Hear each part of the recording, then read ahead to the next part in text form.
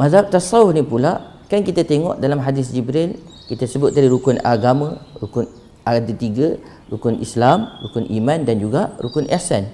Dalam tasawuf ni sebenarnya dia nak bawa kita supaya kita ini menerima Allah segala-galanya. Sebab apa? Apakah maksud rukun ihsan? An ta'budallaha ka'annaka tarah, fa in lam takun tarahu fa innahu yarak. Kamu nak menyembah Allah SWT seolah-olah kamu melihat. Kalau tak mampu, kamu anggap Allah SWT sentiasa lihat pada kamu. Ini bergantung pada hati kita. Sebab itu untuk sampai ke martabat ni, hati ni kena kosong daripada keduniaan. Sebab itu bila kita tengok tasawuf, dia akan cerita bab hati. Dalam bab hati inilah kita tujuan dia untuk keluarkan sifat mazmumah. Barulah hati boleh kosong untuk dapat mengatakan bahawasanya Allah SWT segala-gala dan Allah lihat kita.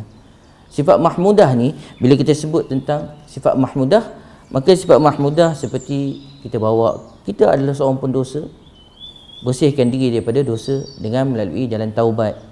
Kemudian kita ada sifat marah, kan? Ataupun kita buat sesuatu bukan kerana Allah, kita buat dengan ikhlas. Yang kedua, yang ketiga, kita banyakkan syukur. Syukur apa yang Allah SWT beri, kita ada syukur. Kalau tidak, kita akan dapat bawa sifat tamak, rasa tak cukup.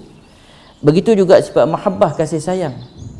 Maka semua ni melibatkan hati. Sifat sabar melibatkan hati. Redha, menerima apa segala ujian yang datang, keadaan yang datang.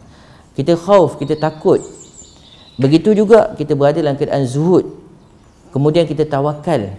Dan begitu juga kita banyak ingat mati.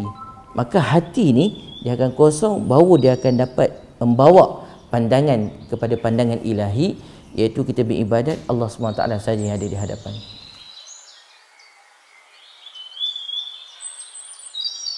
Okey, sebenarnya mudah. Sebenarnya mudah.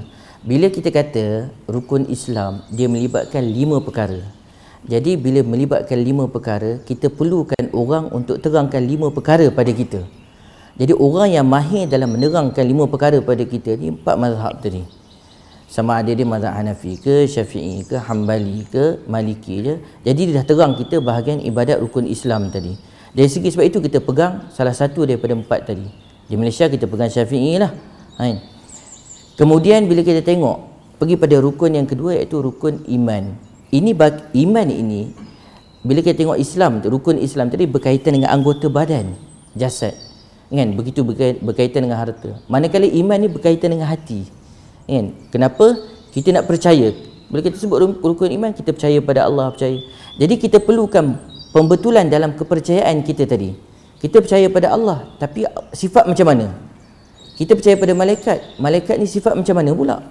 Kita percaya pada Rasul, kita kata okey, Rasul kita percaya, Nabi kita percaya. Habis macam mana Nabi, kepercayaan Nabi ni macam mana?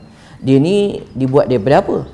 Daripada cahaya ke? Daripada itu perbahasan yang ada dalam rukun iman tadi. Dan orang yang hebat dalam bahaskan tadi, sebagaimana yang kita sebut Abu Hasan Asy'ari dengan Abu Mansur Al-Maturidi, dah selesai. Kemudian sebab itu kita tengok kemahiran dalam menerangkan bahagian tauhid, ini orangnya. Begitu juga yang ketiga, kemahiran yang menerangkan dalam bab tasawuf. Maksud ihsan tadi adalah supaya nak bawa hati ni hanya Allah saja. Jadi sebab itu kita jumpa ulama-ulama tasawuf, dia akan bawa tengok kita ni buat ikhlas semata-mata kerana Allah ke tidak. Kenapa hati kita jadi macam tu? Sebab kita lalai daripada Allah. Kenapa hati ni? Sebab kita banyak ingat dunia, kita lupa pada hati. Jadi kita tengok part-part tadi. Oleh kerana kita ni manusia yang tak sehebat Nabi. Nabi ni Allah himpunkan semua pada dia. Jadi yang kita ni ada orang mahir bahagian ibadat, ada orang yang mahir bahagian tauhid, ada orang mahir bahagian tasawuf. Jadi bahagian tadi. Sebab itu dalam satu istilah dipanggil likul lifanin rijal. Tiap-tiap bahagian tadi dia ada ahli dia. Macam kita tengok doktor. Ada setengah doktor dia bahagian mata sahaja dia mahir. Ada yang setengah tadi bahagian telinga. Tapi bila dia belajar semua secara umum. Tapi bila pergi pada satu-satu bidang kepakaran dia, maka dia jadi khusus lah. Jadi bila dia mahir bahagian satu bidang, dia tak berani nak sentuh yang lain. Begitu juga kita dalam umat Islam, kita tahu semua. Tapi adalah kepakaran dia. Maka kita sentuh bahagian ibadat, kita tanya orang ni. Bahagian rukun ihsan, tasawuf, kita tanya orang ni. Bahagian iman, kita tanya orang ni.